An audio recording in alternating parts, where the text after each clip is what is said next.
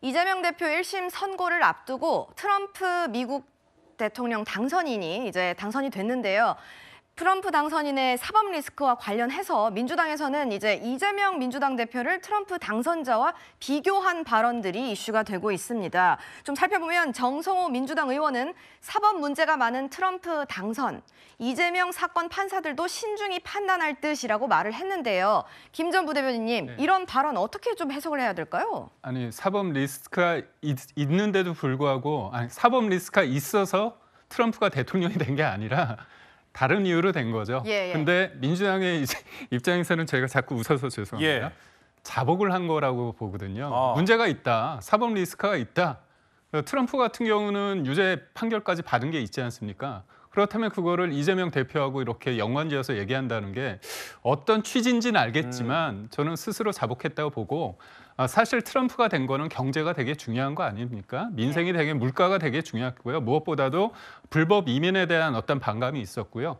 저는 역으로 본다면 민주당이 왜 미국의 민주당과 똑같은 건 아니지만 어떤 가치에서 겹치는 부분이 있는데 예. 미국의 민주당이 왜 선택을 못 받았는가? 그거는 이런 부분이 있습니다. 미국의 민주당이 어떻게 보면 여러 가지 도덕적인 얘기를 하지만 그들의 삶이 그렇지 못했다는 어떤 위선적인 부분이 있거든요. 그러니까 결국은 서민 노동자를 얘기는 하지만 실질적으로는 월가에 있는 사람들, 그다음에 고위층에 대한 그런 부분이 세계화 과정 속에서 그들의 어떤 이득이, 그들의 정책이 일반 국민들한테 가지 않고 돈 있는 사람들한테만 갔다. 그런 부분에 대한 어떤 반발 심리가 있는 겁니다. 그렇다면 저는 강남 좌파라는 어떤 그 미국의 민주당을 강남 좌파라고 비판한 부분이 없잖아 있거든요.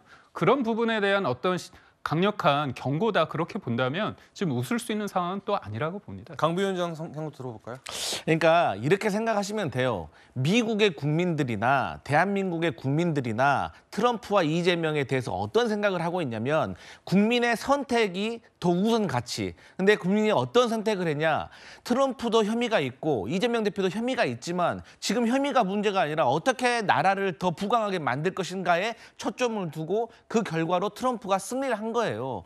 뭐 혐의가 10개가 넘는다고 하잖아요. 재판도 4개 받고 있고. 그럼에도 불구하고 트럼프가 이긴 이유가 뭡니까? 민주당이 주장했던 뭐 인권, 낙태 이런 문제보다 지금 경제가 더 안 좋았기 때문에 거기에 대해서 심판을 내린 거 아니겠어요? 그렇기 때문에 그런 차원에서 본다고 하면 이재명 대표의 재판이라든지 혐의에 대해서든지 몇 년 동안 국민들이 다 알고 있잖아요. 그럼에도 불구하고 민주당이 총선에서 압승을 했다는 것이 그게 비슷한 점이라는 겁니다. 알겠습니다. 이재명 민주당 대표는 이제 본인의 카운터 파트너가 트럼프 당선인이다라고 이야기를 하는 것처럼 오늘 아침에는 이런 행보를 보였습니다. 트럼프 2기 행정부 대외정책과 한반도 간담회라는 행사를 열어서 전문가들을 초빙해서 이야기를 들었는데 구장우 소장께서는 이 행사 어떻게 평가하십니까? 네, 저는 바람직한 일이라고 봅니다.